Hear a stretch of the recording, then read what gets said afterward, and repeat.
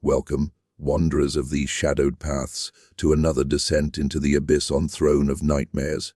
I am your guide through the forgotten corridors of history's most cursed tales, those bloodlines that twist like gnarled roots beneath the earth, institutions crumbling under the weight of their own sins, and families that vanish into the mists only to return as specters in our dreams.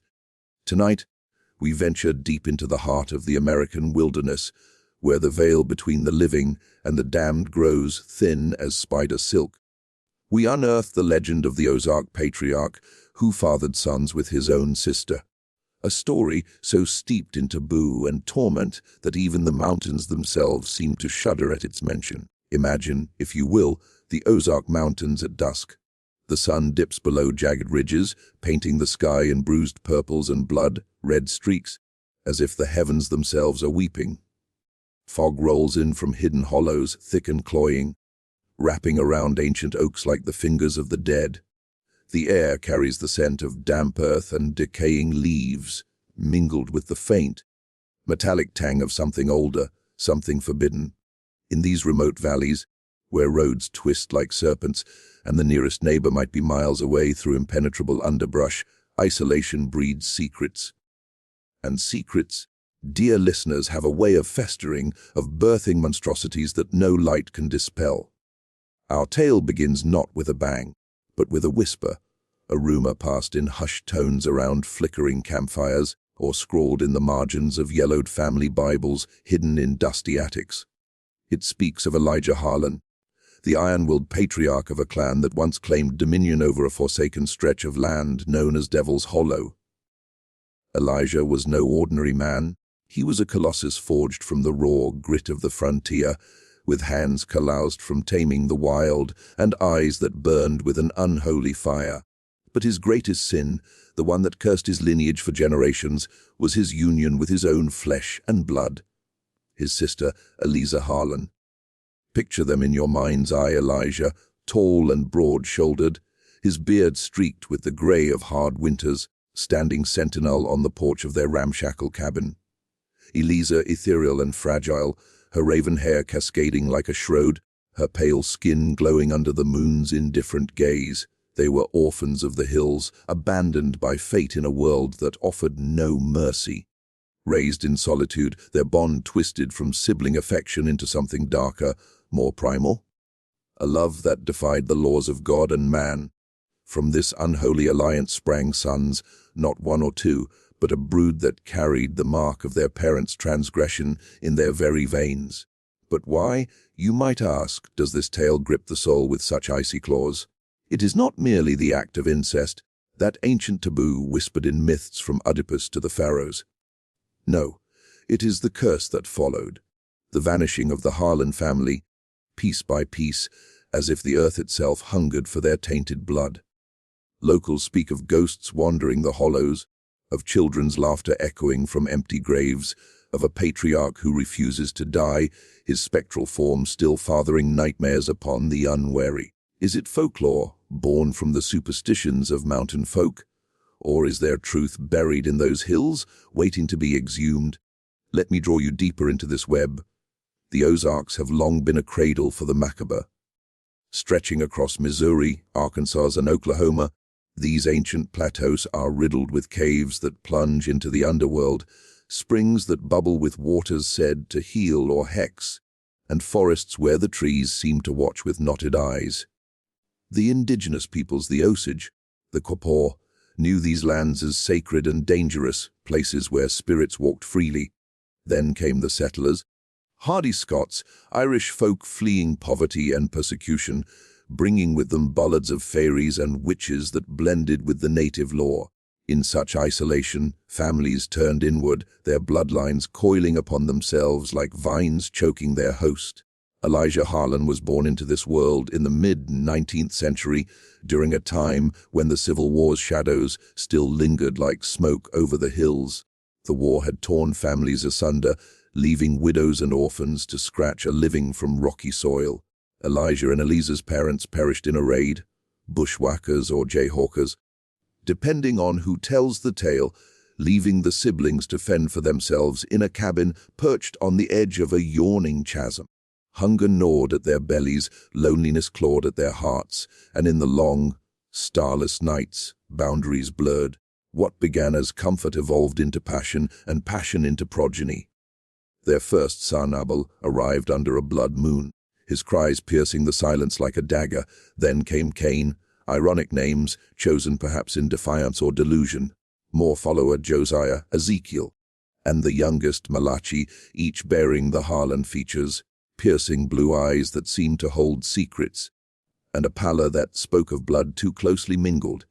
The family prospered strangely, their farm yielding bountiful harvests while neighbors' crops withered. Whispers spread witchcraft, pacts with the devil, or worse. But no one dared confront the patriarch, for Elijah's gaze could curdle milk, and his rifle never missed. Yet prosperity was a facade. Strange occurrences plagued the hollow livestock found eviscerated, their entrails arranged in arcane patterns, shadows that moved against the wind, dreams shared by the brothers, visions of a woman in white weeping by the chasm's edge. Eliza, once vibrant, grew wan and withdrawn, her beauty fading like a flower pressed between pages. She spoke of voices calling from the depths, urging her to join them. And Elijah, he ruled with an iron fist, his love for his sister a jealous flame that consumed all reason. As the years unfolded, the sons matured into men twisted by their origins.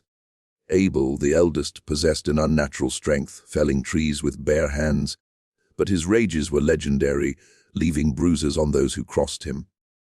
Cain harbored a cunning intellect, devising traps and snares that caught more than game. Rumors of missing travelers pointed to his handiwork. The younger ones whispered of forbidden rites performed under the full moon, invoking ancestors long buried. But the true horror lay in the vanishings. One by one, outsiders who stumbled upon Devil's Hollow disappeared, a peddler selling wares, a surveyor mapping the land, a preacher seeking to convert the heathens. Their bones were never found, but echoes of their screams lingered in the wind. Then the family itself began to fracture. Eliza vanished first, her empty bed cold as the grave, a trail of blood leading to the chasm. Elijah searched madly, howling her name into the void, but she was gone, swallowed by the earth, or perhaps by the weight of her sins. The sons turned on each other, paranoia festering like rot. Accusations flew. "You took her! The curse claims us!" Fights erupted, knives flashing in the firelight. Abel was the first to fall, his body discovered at the chasm's bottom, neck twisted unnaturally. Cain fled into the wilderness, only to return as a gaunt spectre, babbling of shadows that pursued him. The others met grisly ends. Josiah hanged from an oak, Ezekiel drowned in a spring that ran red. Elijah, the patriarch, outlived them all, a withered husk haunting the cabin. Locals avoided the hollow, crossing themselves at its mention. But on stormy nights, they swore they heard laughter. Children's laughter, mingling with a man's deep voice and a woman's soft sobs. And so the legend grew, a warning to those who tamper with blood's sacred bonds. Dear listeners, as we delve deeper, prepare yourselves. This is no mere ghost story, it is a descent into the human soul's darkest recesses, where love warps into madness and family becomes a prison of flesh and bone. Stay with me, for the throne awaits, and the nightmares are just beginning. Let us now step fully into the shadows of Devil's Hollow, where the air hangs heavy with the scent of pine sap and unspoken sins. Picture the year 1852, a time when the Ozarks were a frontier untamed, a labyrinth of ridges and ravines that swallowed men whole. Elijah Harlan was born under a stormy sky in a cabin built by his father, Jeremiah, a veteran of the War of 1812 who had fled the flatlands of Kentucky for the promise of solitude. Jeremiah's wife, Mary, a woman of delicate constitution, bore 2 children, Elijah first, strong and willful even in infancy, and then Eliza 2 years later, with eyes like storm clouds and a laugh that could charm the birds from the trees. Their childhood was one of isolation's cruel embrace. The nearest town, Blackwater Springs, lay a day's ride away through treacherous paths infested with wolves and outlaws. Jeremiah taught Elijah the ways of the land. hunting, trapping, forging tools from scrap iron, while Mary schooled Eliza in herbal lore, weaving baskets, and the old ballads brought from the old country. But fate, that capricious spectre, struck early, in 1861. As the Civil War's thunder rolled southward, bushwhacker raiders descended on the cabin. Jeremiah fell defending his home, his blood soaking the earthen floor. Mary, stricken with grief and a festering wound, lingered only long enough to whisper to her children, "Stay together.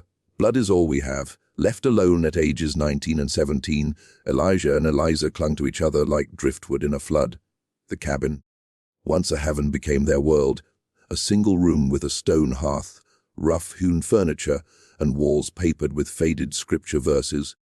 Winters were brutal, snow piling against the door like a shroud, forcing them to huddle for warmth under shared blankets.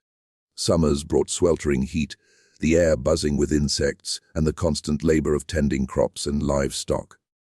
In this cocoon of solitude, their bond deepened. What began as innocent comfort, Elijah's arm around Eliza's shoulders during thunderstorms, her head resting on his chest as they read from the family Bible, evolved into stolen glances, lingering touches, and finally, a passion that ignited like dry tinder. One fateful night, under a canopy of stars that seemed to judge them, they crossed the forbidden threshold. The cabin's walls creaked in protest, the wind howling like a chorus of damned souls. Eliza's whispers mingled with Elijah's vows. "We are all we need. The world has forsaken us. Let us forsake its rules." In the aftermath, guilt gnawed at them like rats in the granary, but desire proved stronger. They rationalized it with twisted logic. Abraham with his sister in the old tales, did he not? And in these hills, where bloodlines ran pure or perished, who was to know? Eliza's belly swelled soon after, a secret they guarded fiercely. When Abel was born in the dead of winter, his cries echoing off the hollow's walls, they named him for the biblical innocent, hoping to wash away their sin. But the child was marked, his eyes, a piercing blue like his parents', held an unnatural gleam, as if he saw beyond the veil. Elijah built a cradle from oak, carving protective runes into the wood, drawn from Mary's old herbal grimoires. Life continued, a fragile facade of normalcy. They expanded the farm, planting corn and potatoes in the rocky soil, raising hogs that rooted in the underbrush. 2 years later came Cain, delivered during a flood that turned the hollow into a muddy quagmire. His birth was harder. Eliza screamed for hours, her pain shaking the cabin's foundations. Cain emerged smaller, frailer, but with a mind sharp as a skinning knife. From infancy, he seemed to understand things unspoken, pointing at shadows that danced on the walls, babbling words that sounded like incantations. The brothers grew side by side, learning from their father the arts of survival, from their mother the whispers of the wild, herbs that healed wounds, roots that induced visions. As the family grew, so did the strangeness. Josiah arrived next in 1867, his conception a desperate act amid a drought that withered their crops. Ezekiel followed in 1870, born under an eclipse that darkened the day. Malachi, the last, came in 1873, his entry into the world marked by a comet streaking across the sky like a harbinger. Each son bore the Harlan stamp, tall frames, dark hair, and those eyes that reflected the hollow's depths. Elijah ruled as patriarch with unyielding authority. He expanded their holdings, clearing land with axe and fire, building a barn and smokehouse. Outsiders were rare. A traveling tinker might stop by once a year, trading goods for pelts, but Elijah's gaze upon them was wary, his hand never far from his rifle. Eliza, meanwhile, withdrew into herself, her once bright spirit dimming.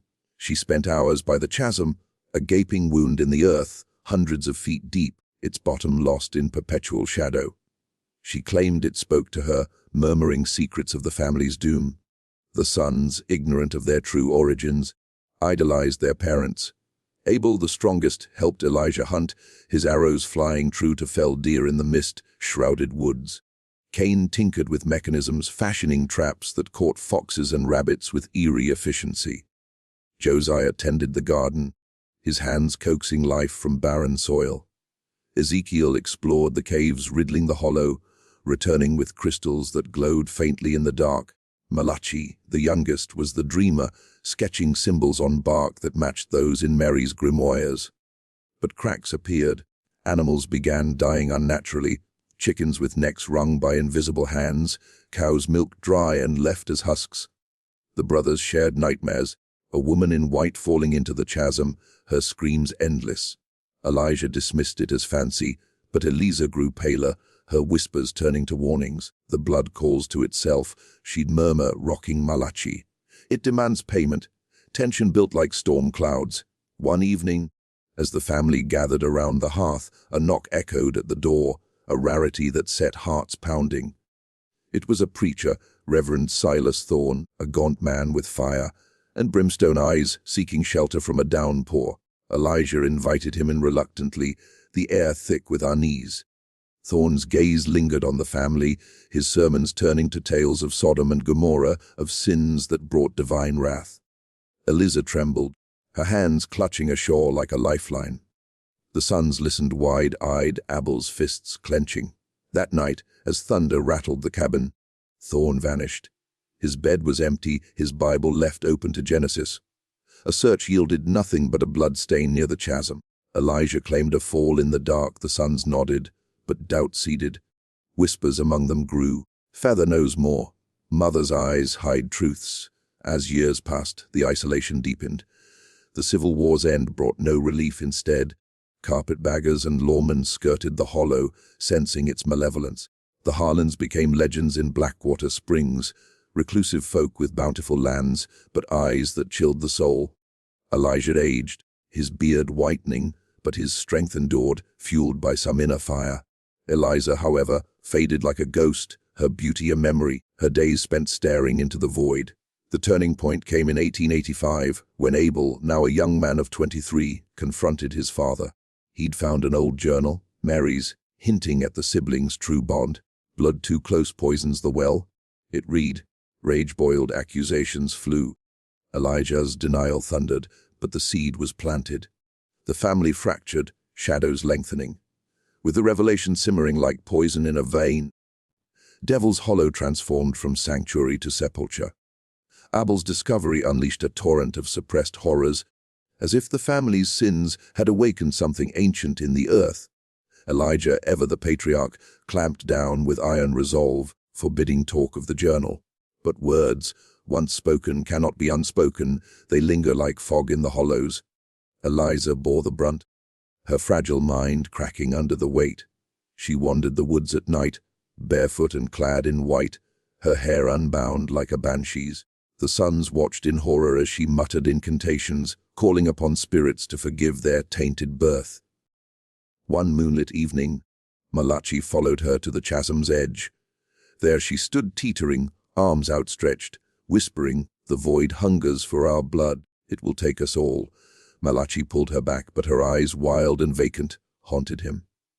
Conflicts erupted among the brothers. Cain, the cunning one, sided with Abel, plotting in whispers to flee the hollow and seek truth in the outside world. Josiah and Ezekiel remained loyal to Elijah, their faith in the patriarch unshaken.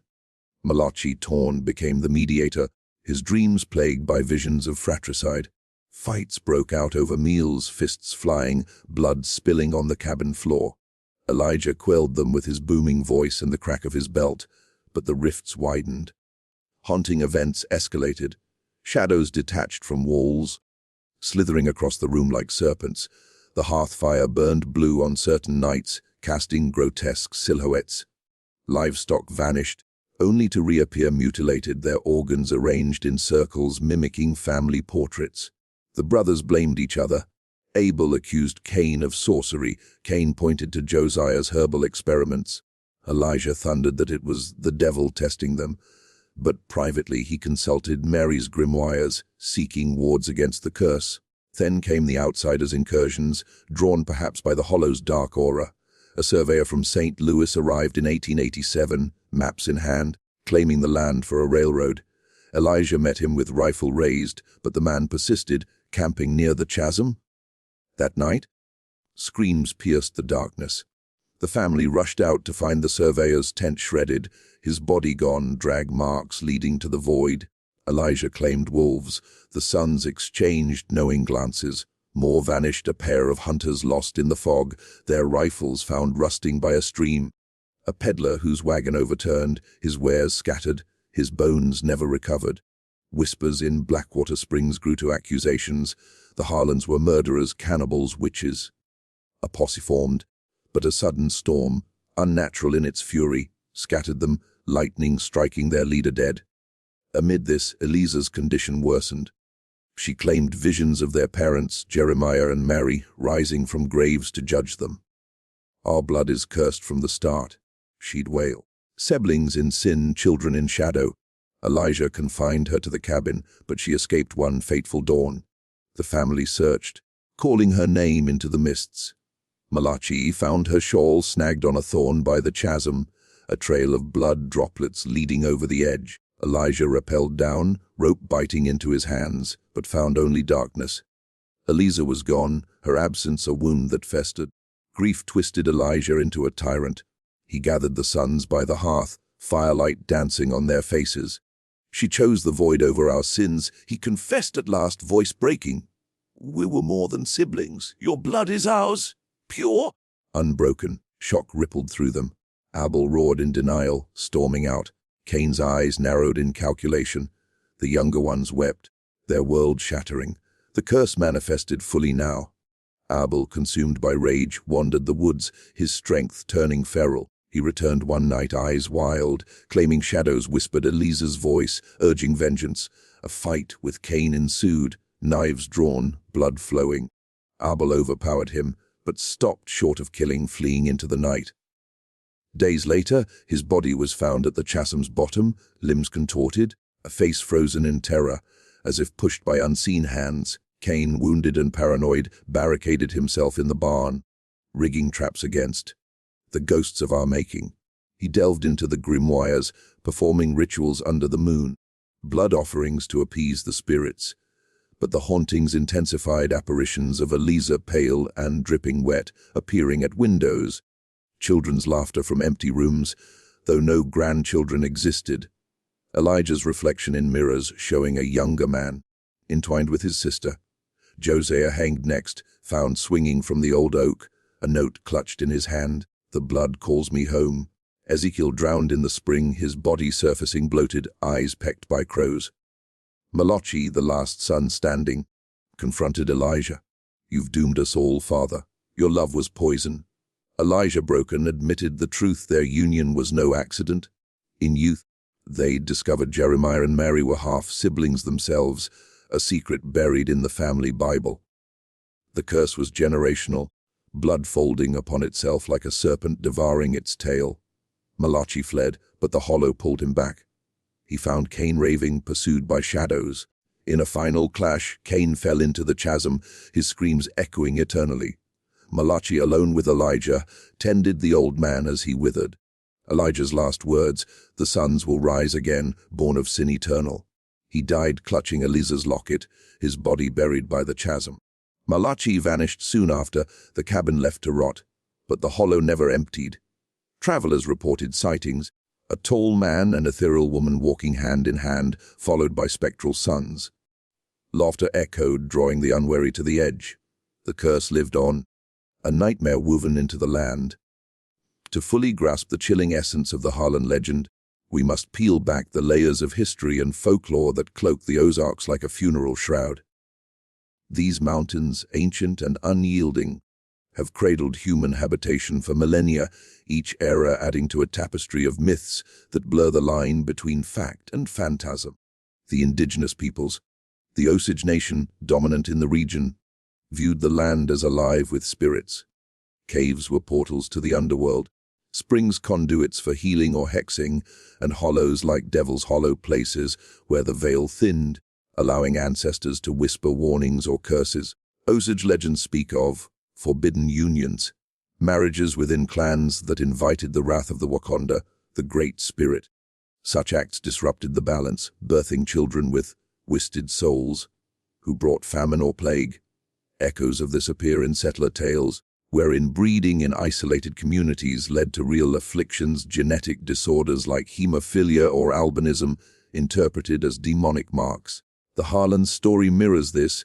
Their son's unnatural traits, a blend of folklore and harsh reality. European settlers arrived in the early 19th century, primarily Scots, Irish immigrants fleeing the Ulster plantations or Appalachian overcrowding.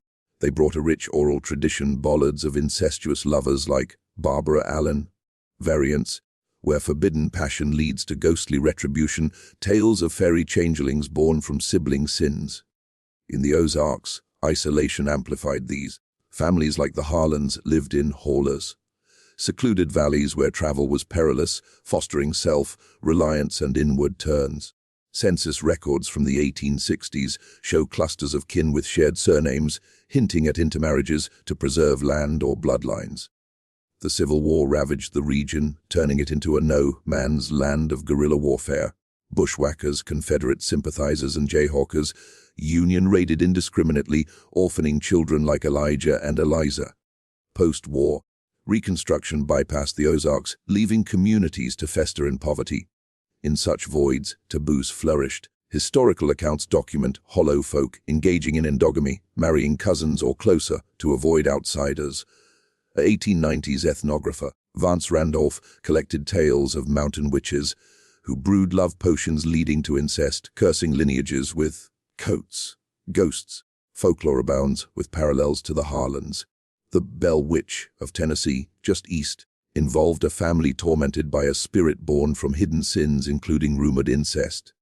In Arkansas's Ozarks, legends of the White River Monster tie to cursed families whose blood polluted waters, birthing aquatic horrors. Devil's Hollow itself may draw from real places like Devil's Den in Arkansas, a cave-riddled area linked to disappearances and native curses.